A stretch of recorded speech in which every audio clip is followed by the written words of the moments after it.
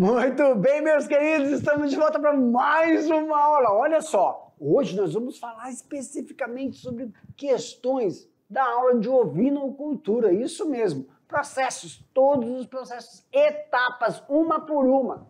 Nós estamos falando da aula 48.1. Meus queridos, peguem todo o material que vocês já receberam aí, já vão anotando cada item, para quando a gente chegar naquela aula 48.2, que é a revisão para a gente fazer as nossas atividades, a gente consiga sanar todas as dúvidas, tá bom? E na aula de hoje, meus queridos, olha aí, ó, ovinocultura. Agora nós vamos falar da sanidade, vamos falar da nutrição e também os processos de reprodução. Lembra? Na aula anterior, a 47, nós falamos sobre criação e o sistema de criação. E sempre estamos falando tanto sistema intensivo, semi-intensivo ou extensivo, fizemos muito o processo de sanidade animal. E sempre a sanidade animal está relacionada com o processo de nutrição e o manejo. A estrutura também, o que auxilia a prevenção de doenças nesse animal, principalmente as relacionadas ao processo gastrointestinal do animal. Na aula de hoje, nós vamos frisar, né, a alimentação, a sanidade e reprodução. Lembra? Quando a gente fala de semi-intensivo, extensivo ou sempre intensivo, nós estamos falando do lote. O lote que vai para a produção de leite ou o lote que vai para a produção de carne, que é o corte. Só que tanto intensivo, extensivo ou semi-intensivo, você tem que ter aquela estrutura onde vai ficar só o reprodutor, o macho. A estrutura que vai ficar só a matriz, tá bom? E depois vem a terminação. Os que vão para o fluxo. Matriz, ela fica. Reprodutor, ela fica. E tudo tem que ter uma estrutura. Quando a gente fala estrutura, a gente está falando da alimentação. A alimentação do reprodutor é uma. A alimentação da matriz é outra. E também o rebanho. O que vai para corte ou produção de leite, a alimentação, a nutrição desse animal é específica. Vamos retratar então tudo isso? Para a aula de hoje, meu diretor, aumenta aí. Nós temos a habilidade, galerinha.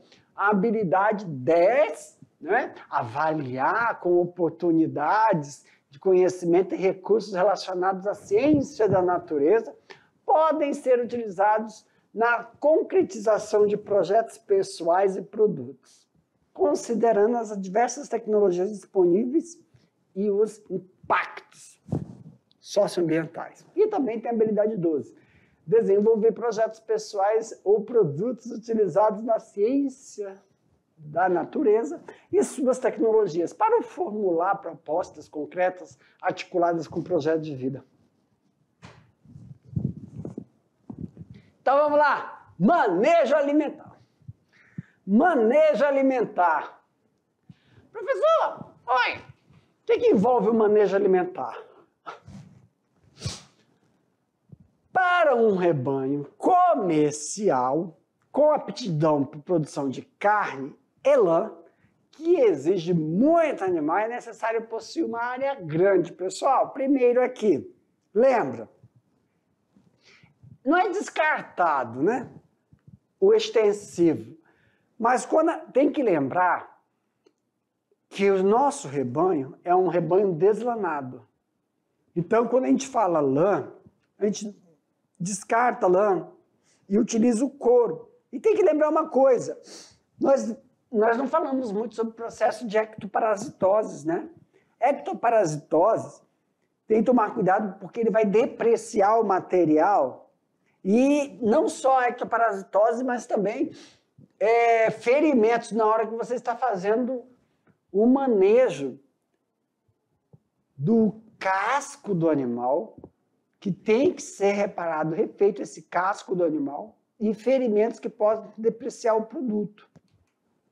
Em relação às propriedades menores, quando a gente fala que tem que ter uma área para o processo de manejo e para o processo de sistema intensivo, são indicados, né, para engorda e venda reprodutores que exigem uma estrutura de divisão de pastos, que é o que a gente está falando sobre piquetes, ou galpões, que além do investimento vai requerer aí também uma mão de obra, você tem uma maior demanda. Lembra? Você pode... aqui no estado, levanta-se que tem processo de criação onde uma pessoa só vai criar e ofertar o animal, e outros que têm a estrutura somente para engorda. Tem pessoas que preparam para venda do reprodutor. Lembrando bem que reprodutores é uma coisa. Quando você vende um reprodutor, ele não é a estrutura, a característica e a alimentação desse animal não são as mesmas do rebanho que vai para engorda ou produção de leite. Não só o reprodutor. Quando eu falo reprodutor, é o macho, tá? Quando eu falo matriz, é a fêmea. Por quê, professor? É só para diferenciar. Quando você fala de gado, o boi é quem? Vamos ver se está ficando claro. Ah, presta atenção aqui, interage comigo. Eu falo aqui no ovino, a área do reprodutor, a alimentação do reprodutor, eu falo de quem? Macho. Aí, quando eu falo reprodutor, é macho. Quando eu falo matriz, é fêmea. E o rebanho é quem vai para engorda. Como é que a gente fala no bovino? Eu falo reprodutor macho? Não, touro. O touro eu já sei que é o cara que vai cobrir as vacas. Boi é o que a gente mata e come. Entendeu? Então, touro é uma coisa, a gente não fala que ele é reprodutor. O nome touro está falando que ele é reprodutor. O boi, castrado, vai para engorda. A vaca que a gente fala, a vaca, ela é quem vai produzir leite e vai produzir um novo rebanho. Por isso que aqui a gente tem que enfatizar reprodutor, macho. E a matriz é a fêmea, mas no gado, só para dar um paralelo, no gado a gente fala reprodutor, é touro. Já sabe que ele é o reprodutor. E a fêmea, que é a matriz, já vai direto para leiteira e repõe o rebanho. Lá vai já essa paralela. É igual na suíno. Na suinocultura, nós temos lá o cachaço. Cachaço é quem? É o reprodutor, o cachaço. Quando a gente fala porco, é o que não é o reprodutor, que vai é os filhos que vão para o abate. E a marrã é a matriz.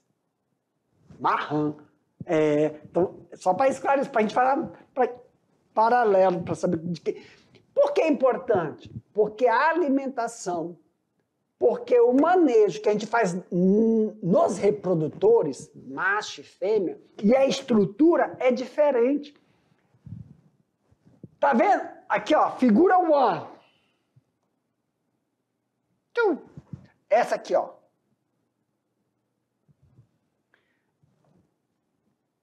Quando nós temos o piquete só da fêmea, é um semi-intensivo. Eu tenho que ter uma área semi-intensiva para as matrizes, para a reprodutora. E tem que lembrar uma coisa, você vai ter uma quantidade de fêmeas reprodutoras que vão estar com seus filhotes e uma que não vão estar com os filhotes. Isso requer mão de obra, isso requer uma alimentação para o filhote que é diferenciada da mãe. Lembra que uma hora ele vai estar em alimentação líquida e outra hora ele vai ter que estar em alimentação sólida, não tenha pastosa. E a alimentação pastosa, a gente vê isso somente em suinocultura. Isso também vai requerer o quê? Mão de obra, da limpeza. Por isso que a gente, quando vai falar de manejo, e vai falar sobre o sistema intensivo, semi-intensivo e extensivo, o sistema intensivo e o semi-intensivo tem um gasto maior. Um gasto não, né? Vamos falar, investimento. Além do... sim, vamos voltar aqui, que eu falei sobre reprodução. Quando a gente fala volumoso, lembra? O volumoso, você tem o sorgo, capim-elefante, capim-cameron, milho, soja, cana. Napier, capim-napier, que é para o pasto, você tem que fornecer isso. Olha ali o coxo, galerinha, triturado. E, eu vou triturar para fornecer amanhã. Não, tem que ser 30 minutos antes, fresco. Então, olha a demanda que tem que ter. Mas para vaca não precisa. Por quê? Porque você faz o triturado é silagem. A silagem passa por todo um processo de fermentação que dá o quê? Como é que a gente fala? Conserva. Vai conservar aquele... Esse aqui não. Você tem que triturar. Olha só a mão de obra quando eu falo. Você tritura, aí coloca no coxo. E depois você tem que saber, você tem que colocar a quantidade certa, porque se sobrar, você tem que limpar, porque é um material úmido. Isso é capim? Pode também. Mas você é melhor você... Ah, tá. Para intensivo, se você colocar capim, bicho inteiro, você está falando, não é isso? Não, absorver demora mais. Então, se você triturar e fornecer isso triturado, você tem um melhor ganho e peso e menor tempo. A não ser que você use feno. Mas feno para eles não é bom. Para gado, sim. Para o gado, tem pessoas que hoje estão utilizando feno. O que eles fazem? Isso é para quem tem dinheiro. Você planta um capim de boa qualidade, faz feno dele e fornece como suplemento. Tem que lembrar uma coisa. Criação é ração. É tudo ração. Isso é suplemento. O que é suplemento? Você fornece durante um determinado período só para ele engordar e vai para abate. É por pouco tempo, tá? Aí tem que limpar, não pode deixar úmido, porque depois tu vem com a ração. E aí, o que acontece, professor? É uma criação, não posso falar isso, mas é uma criação, porque se fermentar o farelo, pode dar um problema gastrointestinal. Não é nem verme, pode azedar, vamos falar azedar, aí dá uma diarreazinha. Esse animal perde peso muito rápido. Mas, professor, por que o senhor sempre fala isso? Você tem que lembrar que a nossa região é uma região... A nossa região é uma região muito quente. No espaço de 12 meses, o período de estiagem é muito longo e fermenta fácil. Ah, professor, o senhor está só falando isso quando é farelo. Obrigado, senhor, por ter me lembrado. Para esse animal, não é indicado dar farelo, que é aquela, parece uma ração em farelo, é em granulado. Aí sim você diminui. Só que, ó, tem um investimento maior, granulado, do que o farelo. Ah, ainda bem que eu lembrei. Meu Deus! Vamos. Ah, tá. Além do volumoso, pessoal, pastagem. Calma aí, deixa eu aumentar aqui, que às vezes volta. Vamos lá. Eu falei capim Cameron, napier, cana, soja, me ajuda? Um outro aí. Quando eu falo pastar, ó, tá vendo feno? Eu não indico, mas está no livro. Para esse animal, tá? Para bovino, tudo bem. Pastagem. Quando você fala pastagem, é o animal que vai pastar. Ele vai lá no campo. Aí você é o sistema extensivo. Eu estou falando do semi-intensivo. Quando você fala para fazer falou volumoso, é fornecer no coxo. Como está na figura abaixo. É fornecer no coxo. Não, pastagem, ele vai ter que ir para o pasto, hein? É diferente. Manter a qualidade incluindo a dieta, suplementação à base de grão e farelo. Não esquecendo, né? Do que, professor? Claro que a gente tem um mineral que é fornecido para esse animal e tem que estar com base de ferro, cobre e cobalto. Eu vou sublinhar isso aqui, por quê? Muitas vezes o animal está comendo, mas não está ganhando peso. Deficiência, ferro, cobalto. Ferro, cobre e cobalto. Quando a gente não absorve os nutrientes, duas coisas. Está com verme, que está sequestrando o nutriente, e quando não é verme, deficiência, acontece com todo mamífero, deficiência de alguns minerais. Por que o mineral é importante? Porque o mineral vai auxiliar as enzimas que fazem a digestão, junto com aqueles micro-organismos, e o metabolismo para ganhar peso. Coloque comedouro lado a lado do galpão, né? Fácil acesso. Aqui, pessoal, ó, nós estamos mostrando uma criação mínima. Ah, tem a diferença. O que é criação mínima, né? De criação mínima. É importante consultar especialista para avaliar a sua propriedade. Criação mínima não tem viabilidade de mercado, por isso que faz essa menção. Agora, vou deixar vocês aí sobre um vídeo, a gente vai falar sobre manejo sanitário. Mas antes de iniciarmos o manejo sanitário, vou deixar vocês assistindo uma matéria jornalística, tá bom? Sobe aí, meu diretor!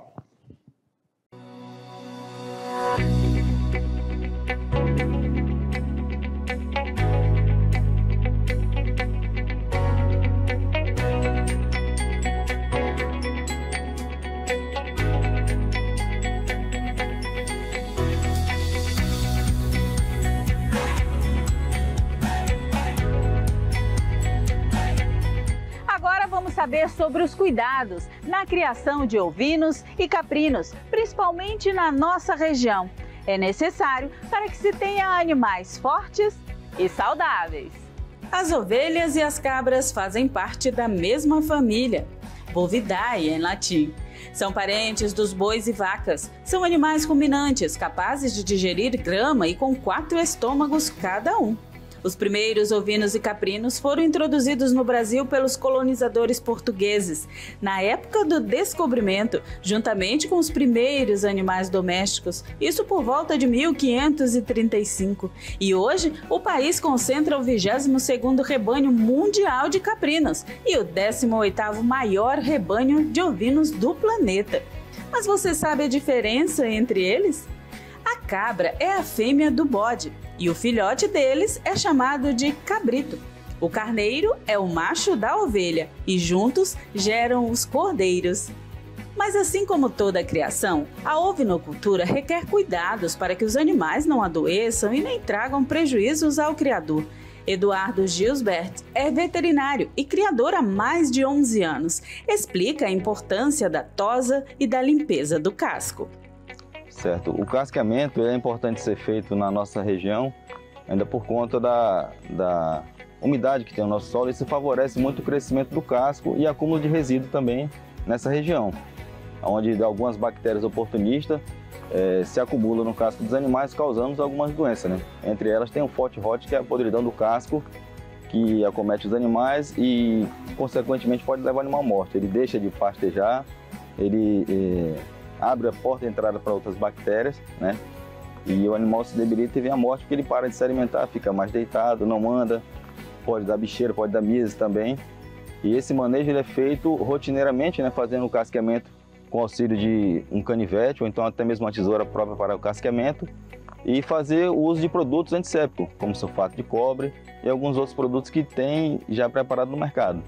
Certo? Que dá para utilizar também nesse tratamento desses animais. Isso tanto se tratando do carneiro como cabras e cabritos. Todos têm que fazer esse casqueamento. Todos eles têm que fazer o casqueamento, como rotineiro. Principalmente na nossa região. Há diferença de outras regiões? Sim, tem a questão do solo também, né? O solo que tem mais a área mais com pedra, pedregosa, o animal tende a gastar mais esse casco, né? E com menos umidade também o crescimento dele fica mais limitado. Na nossa região, por ser uma região que chove muito, às vezes o ambiente é mais úmido, esse casco ele cresce com mais rapidez, certo? E quanto à questão da tosa? A tosa a gente fala mais na questão dos ovinos Doppler, né, que são animais que têm a lã, certo? Que animais que se adaptam melhor ao frio. E ele foi trazido para a nossa região por questão do cruzamento industrial, para melhorar a questão de carcaça, nessa situação. Então eles são animais que eles têm um déficit respiratório por conta disso, né? Porque a lã é para proteger os animais do frio. E aí, chegando na nossa região com essa diversidade do clima, eles acabam sentindo bastante o calor.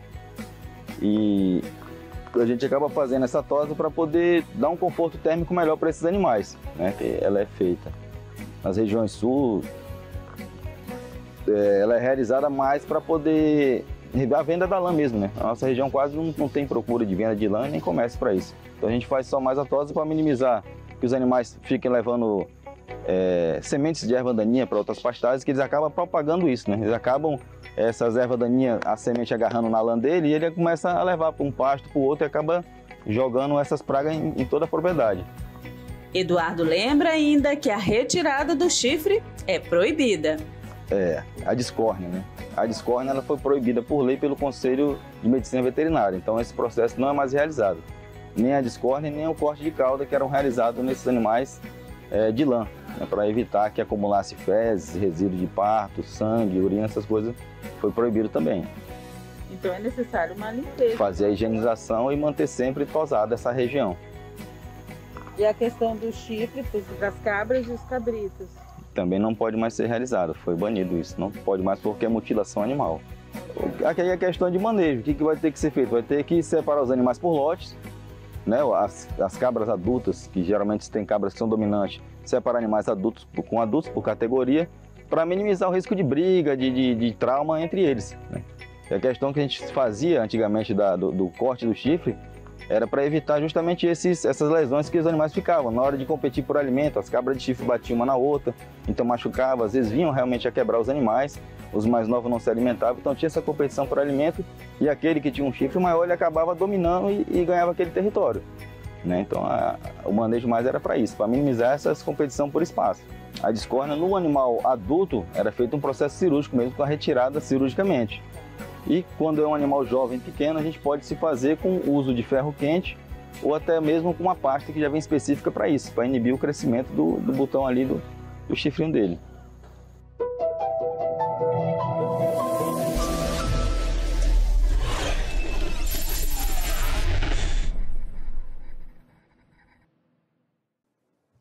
Aí, meus queridos, gostaram do vídeo? Vamos lá, ó. Problemas sanitários são considerados grandes, né? Vilões para a economia da indústria ovina. Não somente no Brasil, mas em outros países. É necessário a adoção de manejo sanitário como vacinação nas propriedades ou práticas de técnicas de higiene capazes de prevenir a saúde animal. Por exemplo, observação rigorosa do plantel, animal pastejando isoladamente, exames periódicos de conjuntivite ocular, do cristalino, é verdade, bem como a aparência das fezes. Para mim, meu diretor, meus queridos, aqui, ó. Lembra? Nós também tocamos nesse assunto na última aula, mas aqui, como a gente está falando sobre manejo sanitário, para qualquer criação, todo manejo tem que ter a palavra prevenção. Tem que ser tudo realizado como preventivo. Tudo. O problema não é um animal apresentar uma patologia. Esse não é o problema. O problema é a disseminação disso no rebanho. Exemplo, né? Quando a gente fala sobre uma observação rigorosa, tanto no sistema intensivo, extensivo ou semi-intensivo, tem vantagens e desvantagens. Exemplo, no intensivo ou semi-intensivo, na última aula nós falamos, ele fica um período, a partir das 9 até o início da tarde, solto. Depois você recolhe o rebanho e deixa o período da tarde ele preso, por causa das condições climáticas que nós temos aqui. Observação, se você for fazer extensivo, solto, você tem que fazer, como é que eu falei? Pastoril. Pega um cavalinho, pega a sua moto, ou vai a pé, você vai ter que andar numa área, toda a área, observando o quê?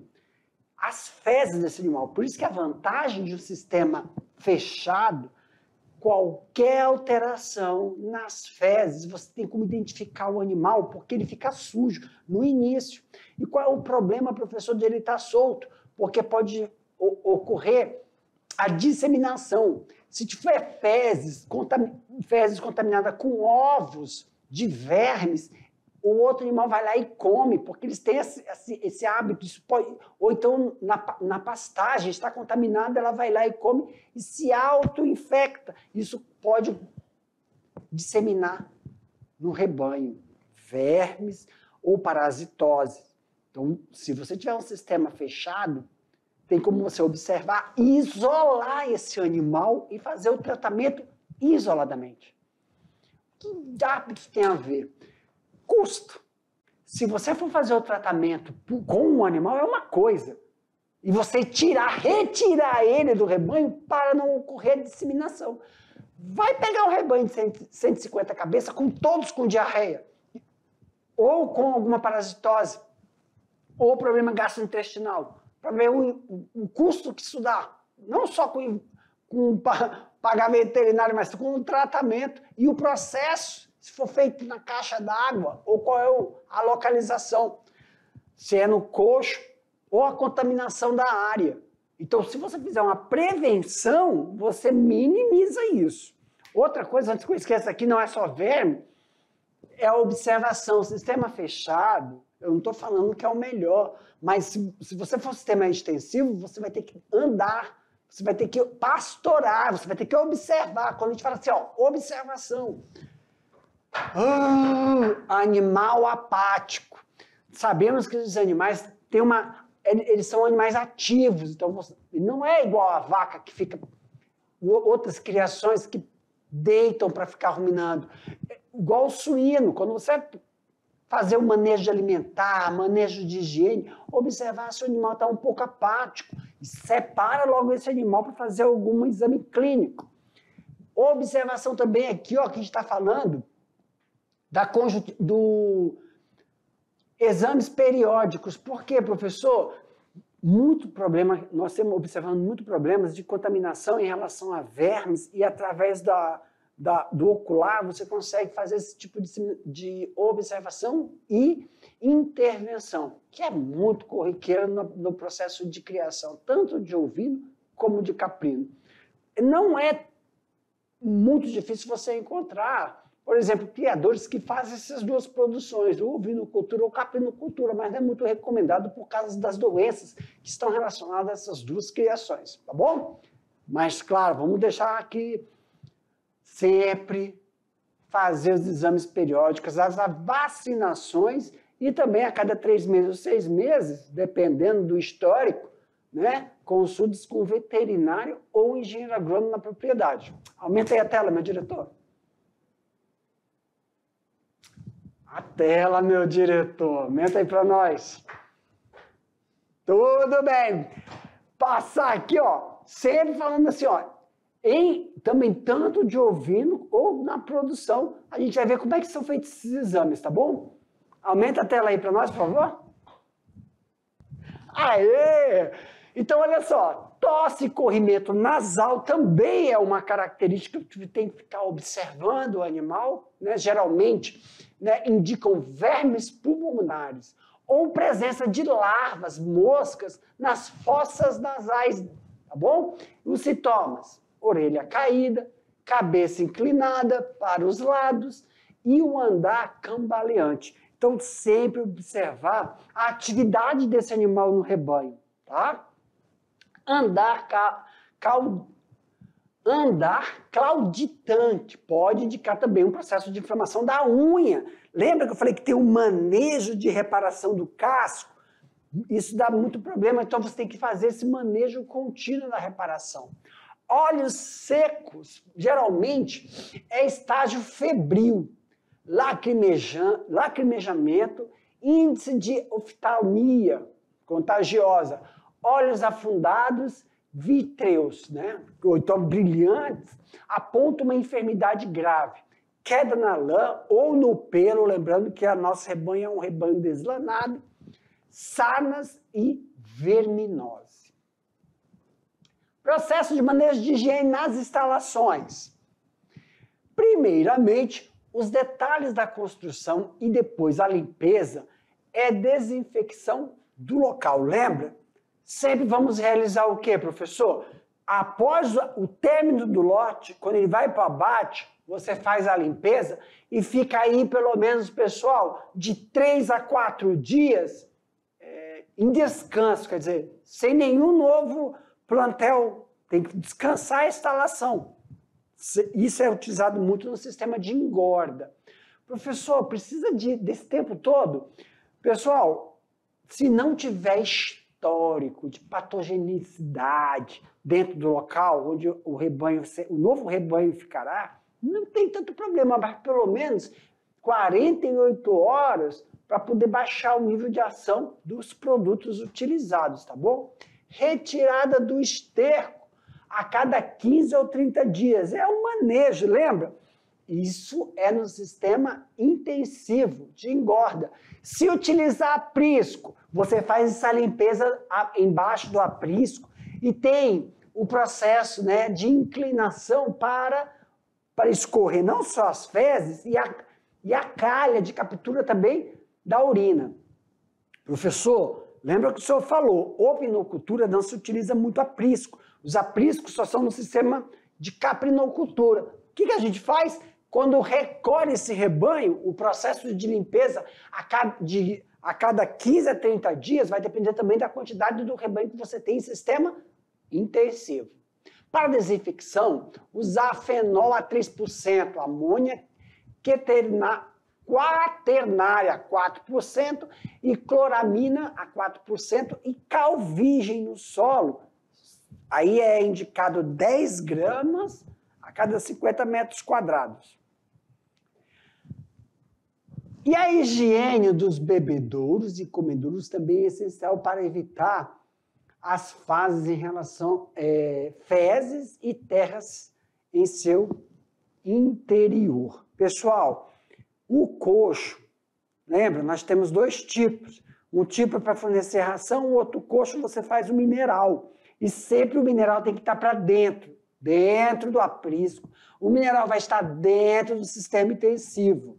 Lembrando, o coxo não pode ficar úmido, então protegido da época chuvosa, para dentro do aprisco também. Não se coloca o coxo para o lado de fora.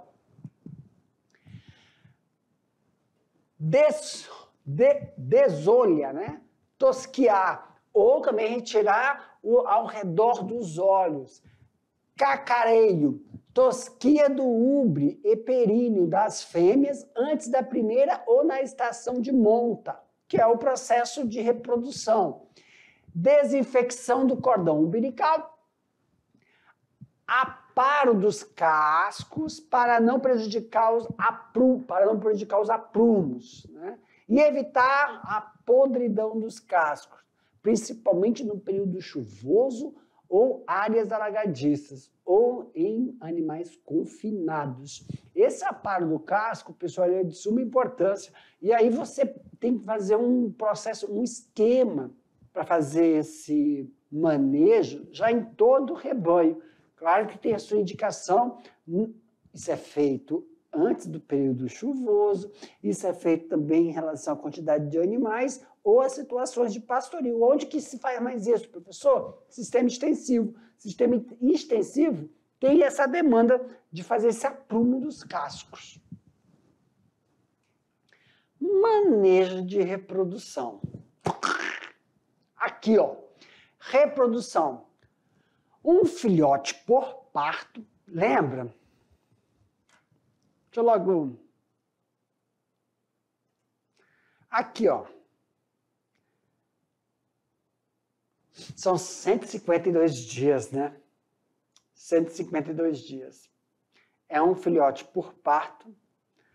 Embora há uma porcentagem de ovelhas que procriam mais de um cordeiro por parto, levando em consideração que você vai ter que separar isso aí, porque muitas vezes uma proporção nasce infértil. Então tem que tomar um cuidadinho com isso na hora de selecionar as fêmeas, tá bom?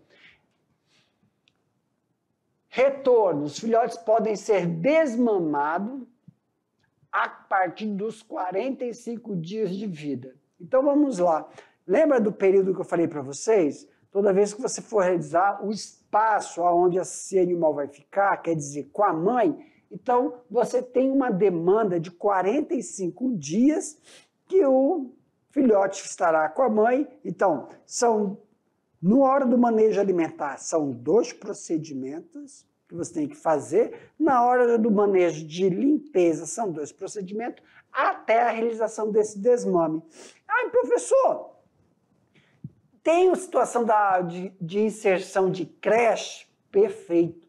Você tem que fazer uma equalização, pegar todos esses animais, todos esses filhotes e ficar em um piquete separado após 45 dias.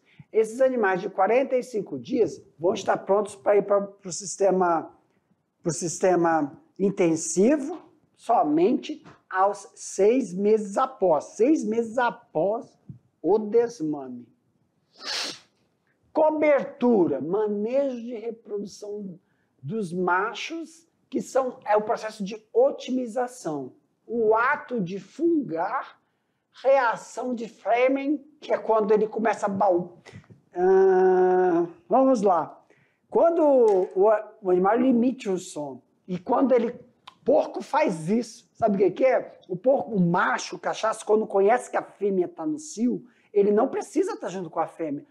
Ele pega a boca e fica assim, ó, e sai livre e fica assim, o macho faz a mesma coisa. Acotovelamento e escoiciamento. O que é isso? É a fêmea, essa região da fêmea aqui, ó, essa região, ele pega a barbicha dele e dá ele nela, assim, ó, puf, faz isso. Ou ele dá um coice, amonta e acopla. São situações diferentes. Professor, é indicado deixar o macho cobrir a fêmea? Depende da quantidade